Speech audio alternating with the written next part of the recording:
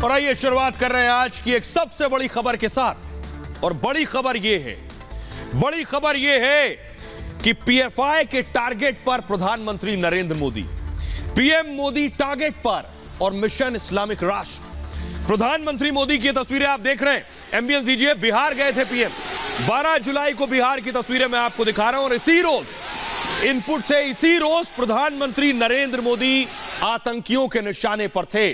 सुरक्षा एजेंसियां बाकायदा जांच कर रही हैं। जरा रिपोर्ट देखिए, फिर आपको बताएंगे कौन बनाना चाहता था टारगेट। देखिए रिपोर्ट।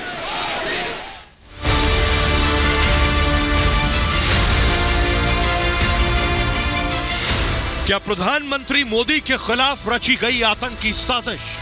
क्या मोदी को टारगेट करने के लिए पीएफआई ने की थी बहुत बड़ी प्लानिंग?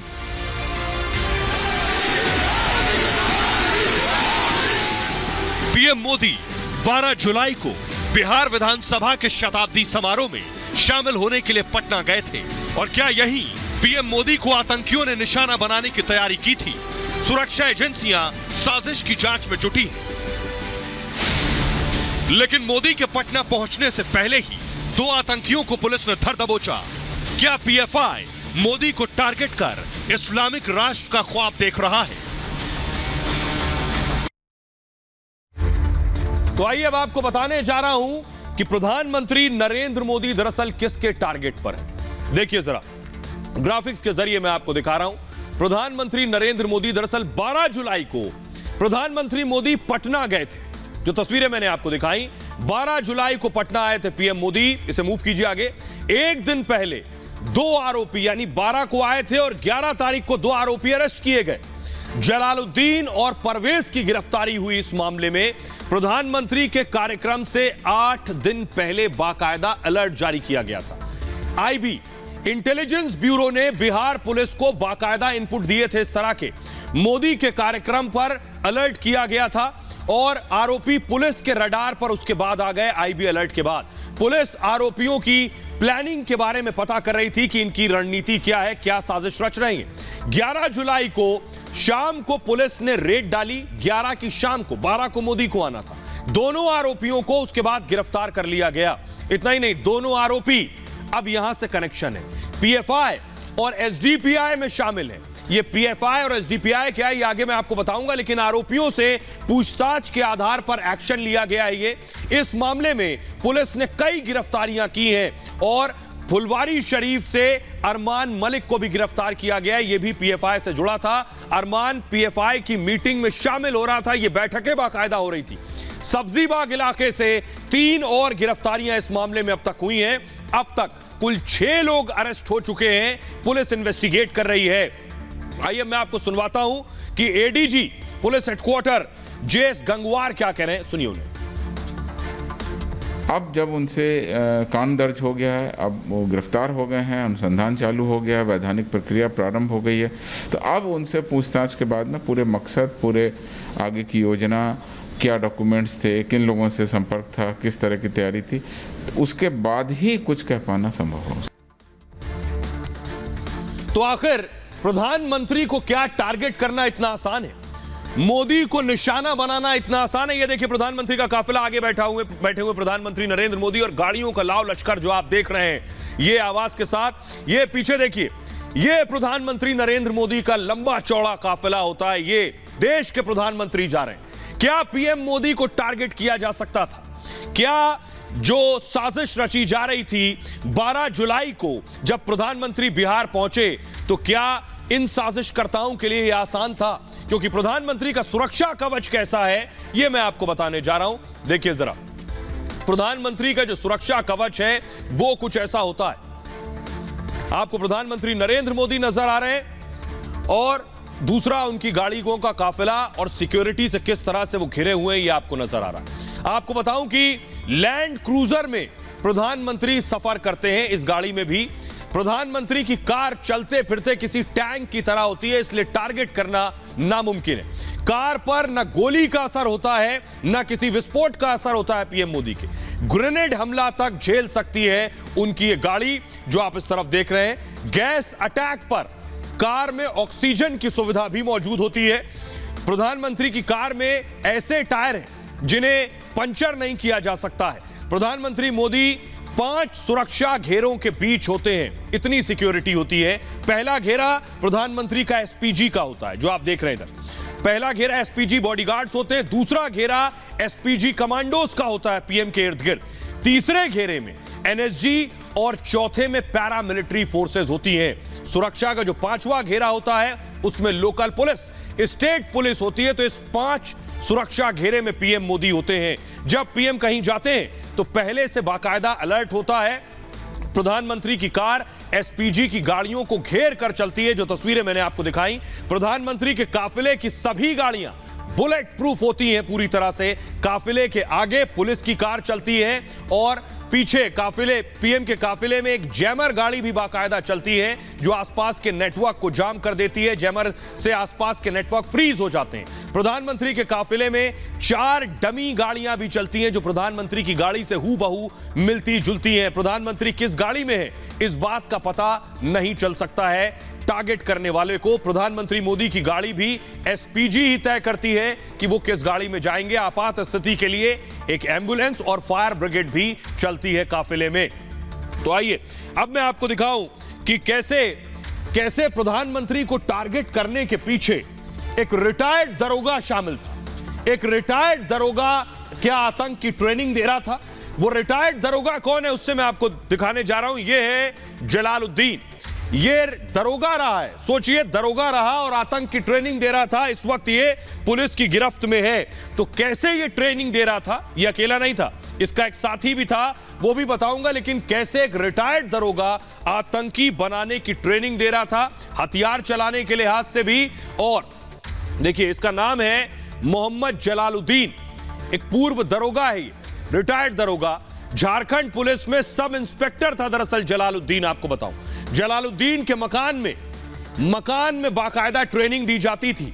मार्शल आर्ट के नाम पर यह हथियार चलाना सिखा रहा था युवकों को। नया टोला में अहमद पैलेस नाम से बाकायदा बिल्डिंग है। कई हजार रुपए किराया देकर किराए पर वो बिल्डिंग ली गई थी। बिल्डिंग से कई संदिग्ध दस्तावेज भी बरामद हुए। अब यह है दूसरा किरदार, इनका नाम है अतर। आपको बताऊं, पीएफआई और एसडीपीआई का सक्रिय सदस्य है अतर। यह उस साजिश में रिटायर्ड दरोगा के साथ शामिल था। अतर परवेज मुस्लिम युवाओं को ट्रेनिंग दे रहा था, उन्हें रेडिकलाइज करता था, उन्हें वर्गलाता था। देश विरोधी बैठकें करता था अतर परवेज, और साथ ही साथ बैठकों में पीएफआई एसडीपीआई के सदस्य भी शामिल होते थे। मीटिंग में देश के खिलाफ युवाओं में जहर भरा जाता था। परवेज संगठन सिमी का पूर्व सदस्य भी रहा है, जो इस देश में अब बैन है। सिमी संगठन देश में पूरी तरह से प्रतिबंधित है। परवेज का भाई, बड़ी चीज देखिए, इसका जो भाई है ये बिहार ब्लास्ट में आरोपी है। सिमी पर प्रतिबंध के बाद धमाके हुए थे। ये सिमी पर 2001-2002 में परवेज का भाई जेल गया हुआ है, और अतर ने ब्लास्ट के आरोपियों को बाकायदा बेल करवाई है। और एक आरोपी नहीं, इस तरह के बहुत से आरोपी जो हैं आतंकी गतिविधियों में शामिल थे, उनका जमानती रहा है ये शख्स। अब जरा सुनिए पुलिस क्या कह रही है, एसएसपी पटना क्या कुछ कह रहे हैं। मनीष कुमार वो बता रहे हैं कि आखिर इनका रोल क्या रहा है, सुनिए जरा। 2 सालों से ये पीएफआई और एसडीपीआई के नाम पर बहुत सारे लोगों को ट्रेंड कर रहे थे। बाहर के जो चरमपंथी एलिमेंट से उनको यहाँ आश्रय दे रहे थे। यहाँ पर मार्शल आर्ट के नाम पर स्थानीय लोगों को बिहार के चरमपंथी तत्वों द्वारा तलवार, चाकू चलाने, दूसरे संप्रदाय के प्रति उन्मादित करने, सांप्रदायिक विद्वेष पैदा करने का प्रयास किया गया था। और आइए, पुलिस ने फौरन एक्शन लिया क्योंकि आईबी का अलर्ट था। मैं आपको बताऊं, पुलिस ने इन दोनों को गिरफ्तार कर लिया है। यह अरमान मलिक है मुख्य आरोपी की गिरफ्तारी हुई है। मोहम्मद जलालुद्दीन जो रिटायर्ड इंस्पेक्टर है उसकी गिरफ्तारी हुई। अतर परवेज, इन सब की गिरफ्तारी हुई है। लेकिन मैं आपको बताऊं, इनका जो टारगेट था वो टारगेट और बड़ा था। इनका टारगेट यह था कि प्रधानमंत्री नरेंद्र मोदी को निशाना बनाए और उसके बाद हिंदुस्तान को इस्लामिक राष्ट्र बनाए। इस तरह के दस्तावेज बरामद हुए। ये मैं ऐसा ही नहीं कह रहा हूं, बाकायदा वो डॉक्यूमेंट मिला है कि अगले 25 साल में हिंदुस्तान को इस्लामिक राष्ट्र बनाना है। कैसे होगा ये देखिए जरा।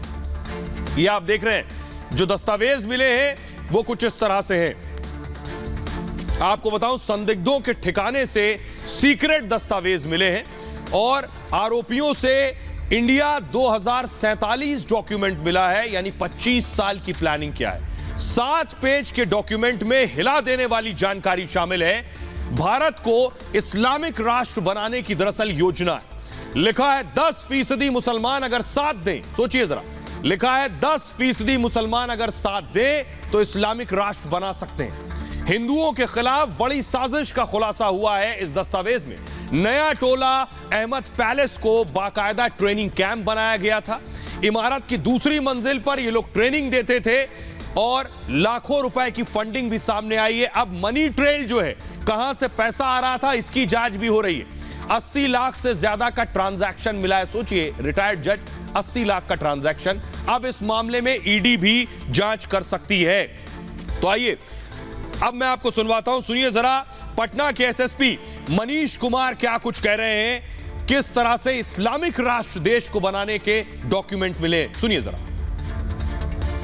अभी तक हम लोगों के पास सबसे ऑब्जेक्शनेबल जो मटेरियल मिला है विजन 2047, जिसमें आप लोगों से मतलब मैं शेयर करना चाहूँगा कि इनका मकसद है कि 2047 तक हिंदुस्तान को एक इस्लामिक राष्ट्र बनाए, और इसके लिए उनका आह्वान है कि 10% मुस्लिम पॉपुलेशन भी अगर उनके पीछे रैली करेगी और हर घर से एक बंदा अगर पीई के आइडियोलॉग में चला जाए और एक बंदा उनके आर्म्स स्ट्रगल में चला जाए, तो ये बहुसंख्यक कमज़ोर जो उनके वर्ड हैं कि कावर्ड मेजॉरिटी कम्युनिटी, उसको ये घुटनों पर झुका करके इस्लाम को यहाँ पे स्थापित करेंगे।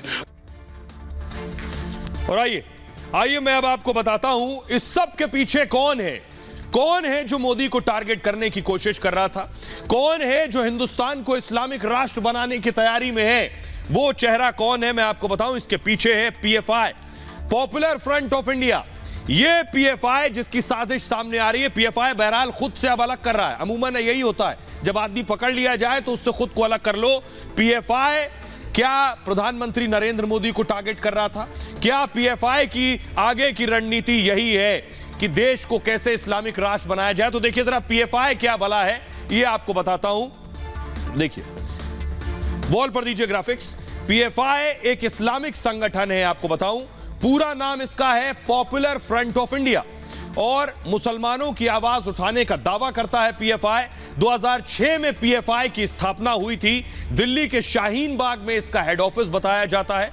देश के 24 राज्यों में इसका नेटवर्क फैला हुआ है। कई दंगों में इसका नाम सामने आ चुका है। पीएफआई की एक पॉलिटिकल विंग भी है जिसे एसडीपीआई कहते हैं। एसडीपीआई मतलब social democratic party of India, और एसडीपीआई का जो गठन है 2009 में किया गया था। बेंगलुरु हिंसा के बाद एसडीपीआई सुर्खियों में आया। दक्षिण भारत में अल्पसंख्यकों के बीच इसका खासा प्रभाव है। अयोध्या राम मंदिर पर भी एसडीपीआई ने चेतावनी दी थी, कहा मंदिर बना तो ढाकर मस्जिद बनाएंगे। यह है वो पीएफआई। लेकिन सुनिए जरा, देश के अल्पसंख्यक और मुसलमान पीएफआई से कितना कनेक्ट करते हैं। मौलाना हाजी हसन अहमद रिजवी को सुनिए, इस्लामिक राष्ट्र पीएफआई की बनाने की जो ज़हनियत है उस पर वो क्या कह रहे हैं, सुनिए। पीएफआई जैसा संगठन जिसकी तमाम मुस्लिम तंजीमें और तमाम मुसलमान और कई स्टेट की सरकारें जिसको बैन करने की मांग कर रही हैं, ये मंसूबे लेके चल रही है। जब तमाम मुस्लिम उलमा और तमाम मुस्लिम आलिम दीन और लोग पीएफआई के खिलाफ सड़कों पे उतरने की बात कर रहे हैं, पता नहीं क्यों सरकार उसको अभी तक बैन नहीं कर रही है। तो वक्त आ गया है, पीएफआई जिस तरह के षड्यंत्र रच रहा है कि पीएफआई को वक्त पर बैन किया जाए, ऐसी स्थिति बन चुकी है। बहरहाल खबरों में आगे बढ़ते हैं। आज की अगली बड़ी खबर है, संसद में अब जुबान संभाल कर कोई भी कुछ भी नहीं बोल सकता है। संसद में कि सांसद खड़े हो गए, किसी के ऊपर भी कोई अमर्यादित भाषा का इस्तेमाल कर रहे हैं। अब बाकायदा एक रूल बुक आई है जिसमें बहुत से शब्द हैं और वो शब्द संसद में नहीं बोले जाएंगे। तो अब कौन से शब्द हैं जो नहीं बोले जाएंगे या सुनने को नहीं मिलेंगे, देखिए जरा। वो है, ये आप देख रहे हैं संसद भवन। संसद में अब जुबान संभाल कर रहना पड़ेगा। असंसदीय शब्दों पर सख्ती होगी। पहली चीज, असंसदीय शब्दों की बाकायदा एक नई सूची तैयार की गई है कि हमारे माननीय सांसद क्या बोले और क्या ना बोले। सूची में शामिल शब्द कार्यवाही से बाहर कर दिए जाएंगे। असंसदीय शब्द अमर्यादित श्रेणी में होंगे। इनमें कौन कौन से शब्द हैं अब मैं आपको बता रहा हूं। संसद में जुमला जीवी, शकुनी और जयचंद नहीं बोल सकते हैं। लॉलीपॉप, चंडाल चौकड़ी और पिट्ठू नहीं बोल सकते हैं। इसके अलावा कमीना, दलाल, खून की खेती, यह अमर्यादित शब्दों में शुमार है, पार्लियामेंट में नहीं बोला जा सकेगा। चिलम लेना, छोकरा, चरस पीते, ये वो शब्द हैं जो उस सूची में शामिल हैं। सांड, गरियाना, अंट, ये नहीं बोले जा सकते हैं। उचक्के, तलवे चाटना, तुर्रम खां, ये अमर्यादित भाषा है। ठेंगा दिखाना, आई विल कर्स यू और बिटन विद शू, ये सारी चीजें अब संसद में नहीं बोली जाएंगी। अगर बोली जाती हैं तो उसे हटा दिया जाएगा। बिट्रेड, ब्लडशेड और चीटेड, ये भी अनपार्लियामेंट्री लैंग्वेज है। डंकी, गूंस और माफिया भी इसमें शामिल है।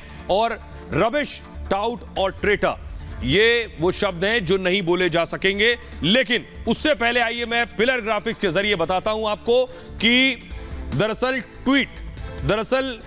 क्या बवाल मचा है। इन शब्दों के बाद विपक्ष ने बवाल मचाना शुरू कर दिया है। वो बवाल क्या है जरा अब दिखाइए जल्दी से। विपक्ष कह रहा है, ट्वीट करके, सबसे पहले जयराम रमेश का ट्वीट देखिए जरा। जयराम रमेश कह रहे हैं, मोदी सरकार की असलियत बताने के लिए विपक्ष द्वारा इस्तेमाल किए जाने वाले सभी शब्दों को अब असंसदीय माना जाएगा। डेरेक ओब्रायन कह रहे हैं, अब हमें संसद में भाषण देते समय बुनियादी शब्दों का उपयोग करने की अनुमति नहीं दी जाएगी, जैसे शर्म आनी चाहिए, दुर्व्यवहार किया, धोखा दिया, भ्रष्ट, पाखंड। मैं इन शब्दों का इस्तेमाल करूंगा। उनका कहना है, मुझे निलंबित कर दीजिए, लोकतंत्र के लिए लड़ाई लड़ूंगा।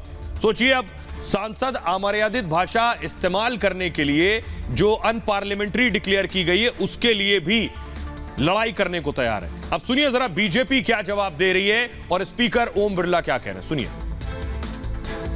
जहां तक असंसदीय शब्दों की सूची का विषय है, जिस प्रकार से एक भ्रम की राजनीति विपक्ष हिंदुस्तान में कर रहा है, ये आज हम सब ने देखा है। मुझे आश्चर्य होता है कि हर विषय में इसी प्रकार देश में एक भ्रम की स्थिति उत्पन्न करके एक अशांत वातावरण बनाने का प्रयास जो विपक्ष और खास करके कांग्रेस पार्टी करती है, आज हम सब देख रहे हैं। लोकसभा की एक प्रक्रिया है,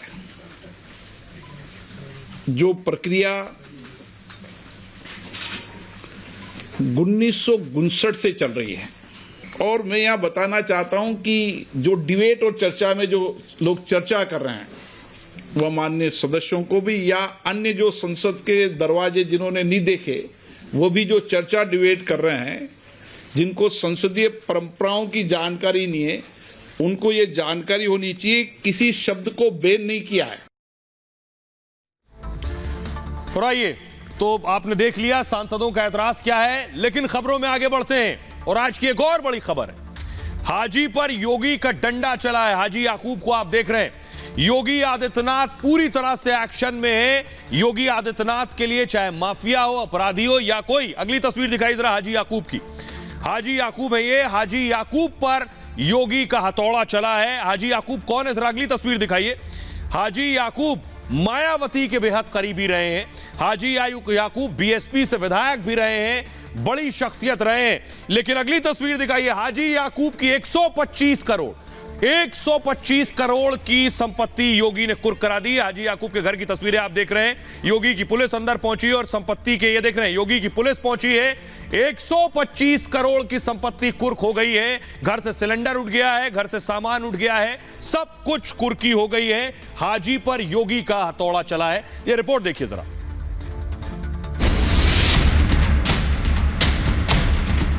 यूपी के सीएम योगी आदित्यनाथ के लिए आम और खास सब बराबर है, कानून सब पर बराबर लागू होता है। इस बार योगी का हथौड़ा हाजी याकूब पर चला है। हाजी याकूब मेरठ के दबंग नेताओं में शुमार हैं, लेकिन योगी ने याकूब की 125 करोड़ की संपत्ति कुर्क करवा दी है। योगी की पुलिस मेरठ के विधायक रहे याकूब के करोड़ों की कोठी पर पहुंची और 10 घंटे में पूरी संपत्ति कुर्क कर दी गई। पुलिस से फरारी काट रहे हाजी याकूब मायावती के शासनकाल में जो चाहता था वो करता था। सत्ता का घमंड और दौलत के नशे में वो इस कदर चूर था कि उसके इशारे के बगैर यूपी के मीट कारोबार में एक पत्ता भी नहीं हिलता था। आज याकूब योगी के खौफ से भागा भागा फिर रहा है। और आइए अब आपको दिखाने जा रहा हूं, देखिए जरा हाजी के घर से क्या क्या उठ गया। हाजी याकूब की 125 करोड़ की संपत्ति कुर्क की जा चुकी है। याकूब की कोठी फैक्ट्री में कुर्की की कार्रवाई हुई है और पुलिस ने ताला तोड़कर कोठी का सामान कुर्क कर दिया है। मेरठ के सराय बहलीम में है हाजी याकूब की कोठी। आपको बताऊं कि याकूब की कोठी की कीमत 5 करोड़ रुपए बताई जाती है। पुलिस कोठी में मौजूद बेड, कुर्सी, टेबल, सोफा सब ले गई है और कोठी में मौजूद गद्दे, गैस का चूल्हा और सिलेंडर भी ले गई है पुलिस अपने साथ। जिस कुर्सी पर बैठकर दरबार लगाते थे याकूब, वो कुर्सी भी अब ले गई है योगी की पुलिस। कुर्की के पहले याकूब परिवार के साथ घर पर ही मौजूद था, लेकिन भनक लगते ही नकदी और जेवरात लेकर भाग गया। खबर यह है कोठी पर केवल एक नौकर और एक रिश्तेदार मौजूद था जब पुलिस पहुंची है। दिन में कोठी पर तो शाम में मीट की फैक्ट्री पर कार्रवाई हुई है। पुलिस ने हाजी की मीट की फैक्ट्री को भी सील कर दिया है। कई 100 करोड़ का कारोबार मीट का हाजी का था।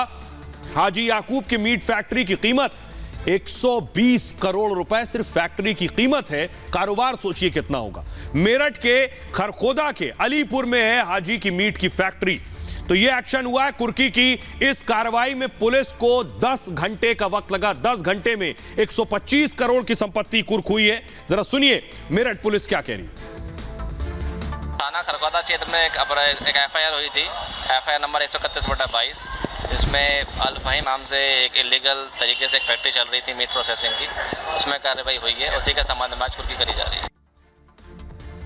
थाना खरखोदा क्षेत्र में एक FIR हुई थी, FIR नंबर 131/22, जिसमें अल फहीम नाम से एक इलीगल तरीके से एक फैक्ट्री चल रही थी मीट प्रोसेसिंग की। उसमें कार्रवाई हुई है, उसी के संबंध में आज कुर्की करी जा रही है।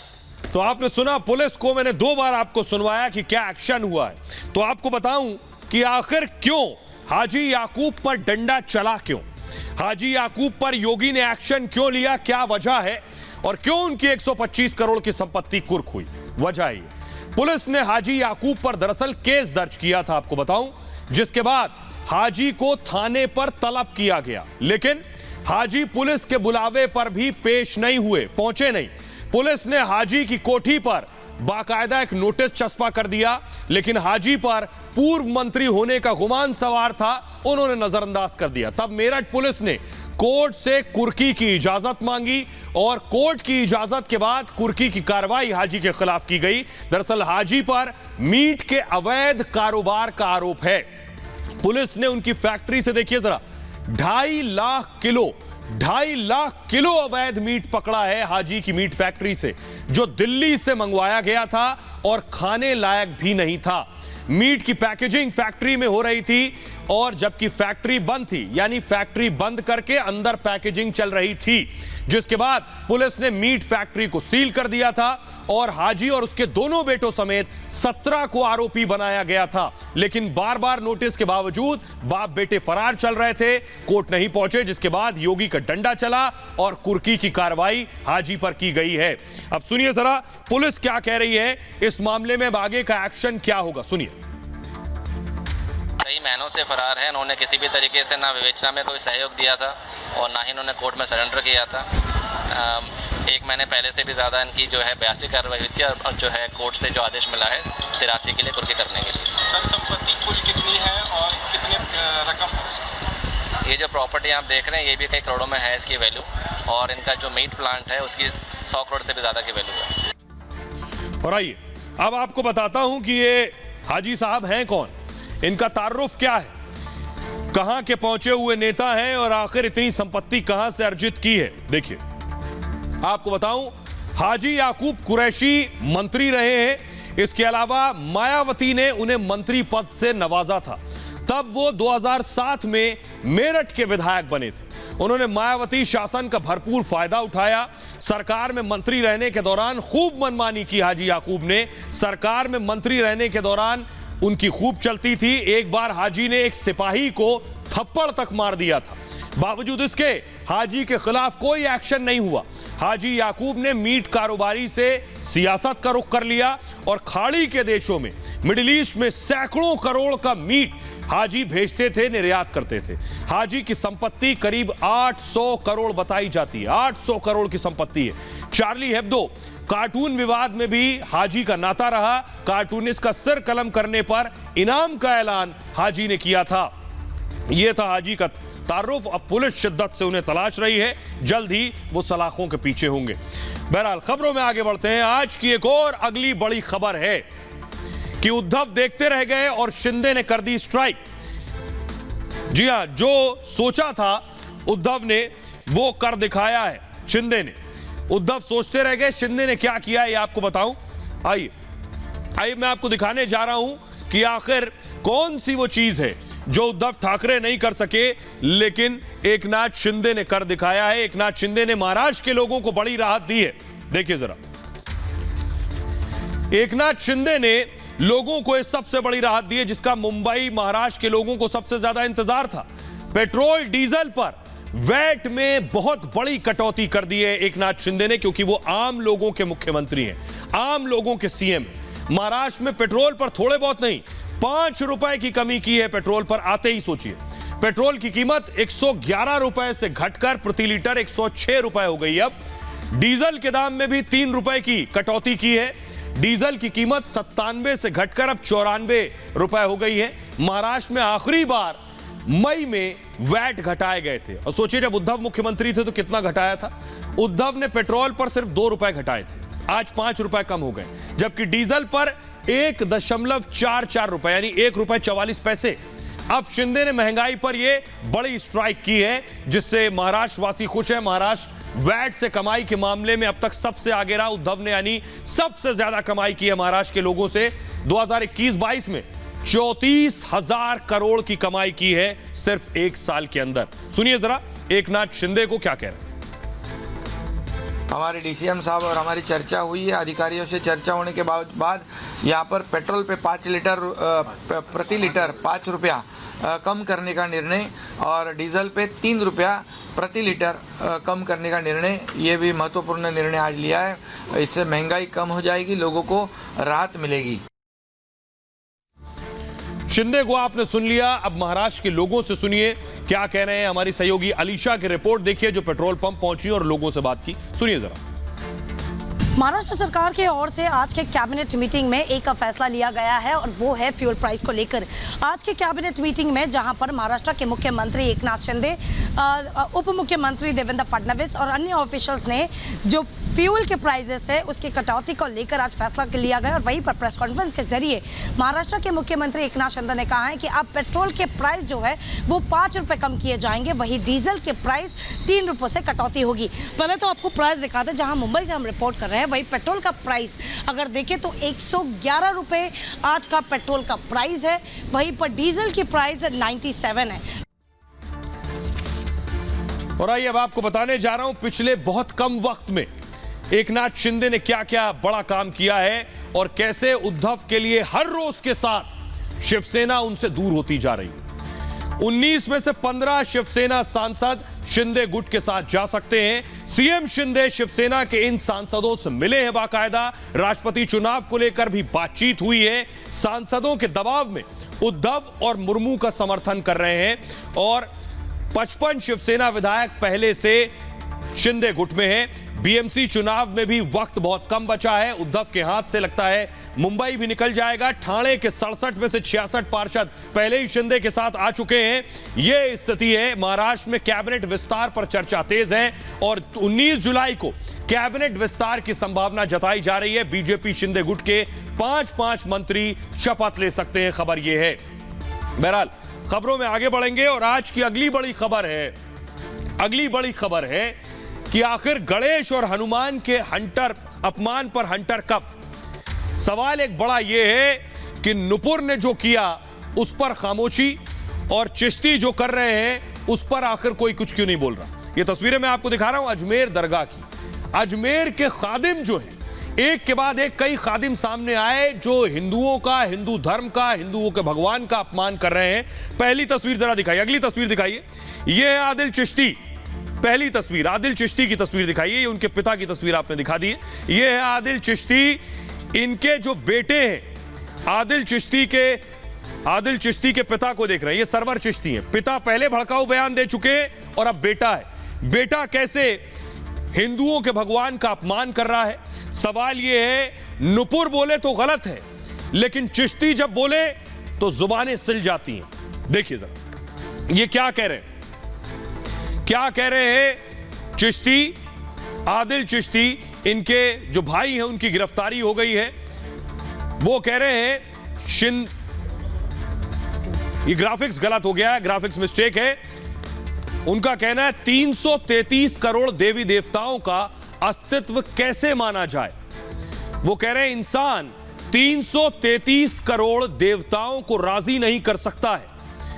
हर 1000 साल की जिंदगी में भी राजी करना असंभव है। उन्होंने कहा भगवान विष्णु के 10 अवतार पर भी सवाल उठा दिए आदिल चिश्ती ने। उन्होंने कहा भगवान इंसान और जानवर के रूप में अवतार लेते हैं। कुछ अवतार आधे इंसान और आधे जानवर के रूप में है। गणेश जी पर उन्होंने हमला किया। इस तरह के अवतार कैसे तर्क संगत है। सोचिए, हिंदू के भगवानों का अपमान कर सकते हैं। ये वही है जो सर तन से जुदा नारा लगाते हैं। भगवान हनुमान के वजूद को कैसे साबित करेंगे, वो ये कह रहे हैं। श्री गणेश के अस्तित्व को कैसे उचित ठहराया जा सकता है। इतना ही नहीं, मूव कीजिए इसे। ये जो बयान है, इन बयानों के बाद सवाल ये है कि आदिल की गिरफ्तारी कब होगी। जरा सुनिए, आदिल को लगा वो क्या बोल गए, उसके बाद पलट रहे। सुनिए जरा क्या कह रहे हैं। 333 करोड़ खुदाओं का एग्जिस्टेंस फिर कैसे माना जाएगा, ये कैसे लॉजिकल है। एक खुदा का तो समझ में आता है जिसपे पूरी इंसानियत का इजमा है, लेकिन 333 करोड़ खुदा, 333 million gods, a wholesale of gods, उसको कैसे माना जाएगा। और मैं सोचता हूं अगर इंसान को 1000 साल की भी जिंदगी मिले तब भी वो 333 करोड़ खुदाओं को राजी नहीं कर सकता। According to Hindu mythology Vishnu ji के 10 अवतार हैं, 10 अवतार।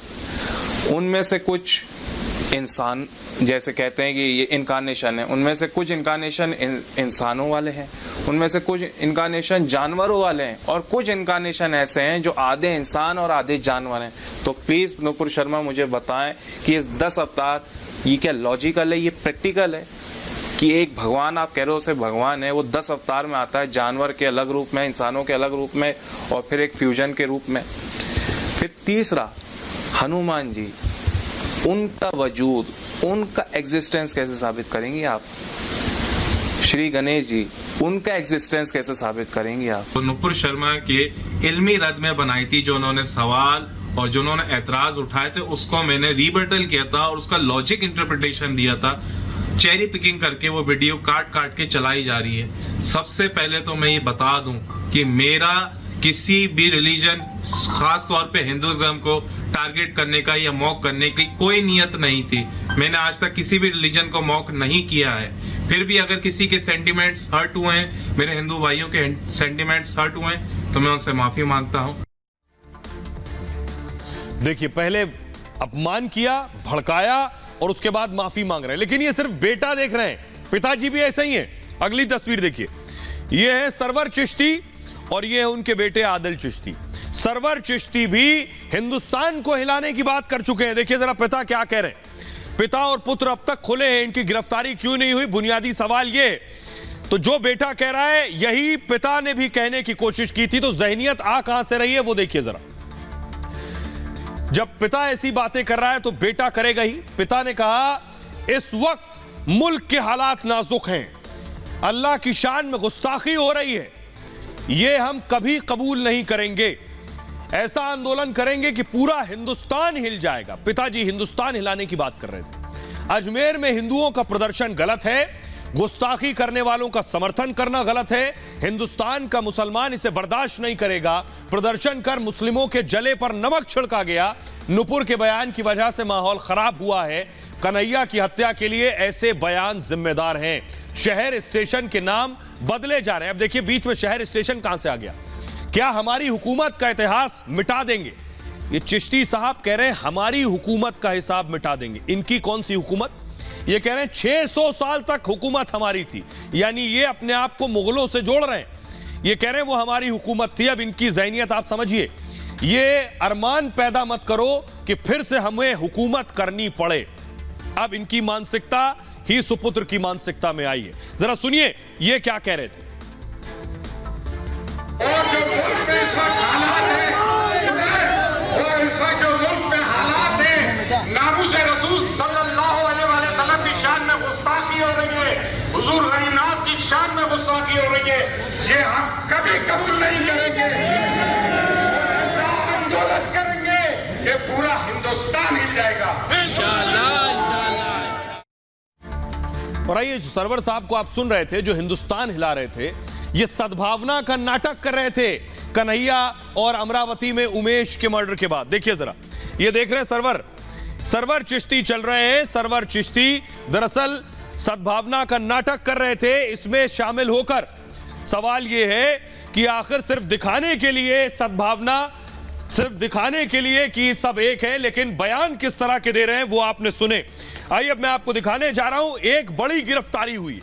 बड़ी गिरफ्तारी यह हुई कि जिनको देखा सरवर चिश्ती, इनके जो भतीजे हैं गौहर चिश्ती, उसकी गिरफ्तारी हुई है। विजुअल दीजिए इधर जरा। गौहर चिश्ती को अरेस्ट कर लिया गया। ये जो आप देख रहे हैं ये सरवर चिश्ती है। अगली तस्वीर दिखाइए गौहर चिश्ती की, जिसकी गिरफ्तारी हुई। गौहर चिश्ती ने भी भड़काऊ बयान दिया था। ये आप देख रहे हैं ये गौहर चिश्ती है। एक एक कर एक चिश्ती पहले गिरफ्तार हुआ, सलमान चिश्ती है, दूसरा गौहर चिश्ती, पिता पुत्र बचे हुए हैं। तो सवाल ये है, ग्राफिक्स के जरिए दिखाऊंगा, सवाल यह है कि आखिर ये पिता और पुत्र गिरफ्तार कब होंगे? एक हिंदुस्तान को हिलाने की बात कर रहा है और दूसरा भगवान का अपमान कर रहा है। इनकी गिरफ्तारी कब होगी? सवाल यह है, हिंदू भगवान के अपमान पर इन पिता पुत्र को कब अरेस्ट किया जाएगा? पहली बात, देश के कानून के हिसाब से इन पर अब तक कार्रवाई क्यों नहीं हुई? आईपीसी की धारा 149 के तहत इनके ऊपर भड़काने का केस कब लगेगा? धारा 151 के तहत अशांति फैलाने का केस कब इन पर होगा? धारा 504 के तहत शांति भंग करने का मुकदमा इन पर कब दर्ज होगा? धारा 506 के तहत धमकी देने का केस कब होगा? सवाल बुनियादी है कि आखिर इन पर कब कार्रवाई होगी। जरा सुनिए अब स्वामी चक्रपाणी क्या कह रहे हैं कि आखिर हिंदुस्तान क्यों भगवान गणेश और हनुमान का अपमान सहेगा। सुनिए जरा। उनके बेटे द्वारा जो भी कहा जा रहा है, तो जैसा मूल होता है वैसा ही फूल होता है। अगर मूल ही इस तरह की गंदा है जो वहाँ से हिंसा को बढ़ावा दे रहा है, उनके जो पिता हैं और जो लोग हैं अब वो सलाखों में हैं, तो स्वाभाविक है कि वो जैसा मूल होगा वैसे ही फूल होगा। तो उनसे और कोई आशा नहीं की जा सकती। और आइए खबरों में आगे बढ़ते हैं। आज की एक और बड़ी खबर है। चारों तरफ जो माहौल है, खबरें भी वैसी निकलकर सामने आ रही हैं। आज एक खबर उत्तर प्रदेश की राजधानी लखनऊ से सामने आई।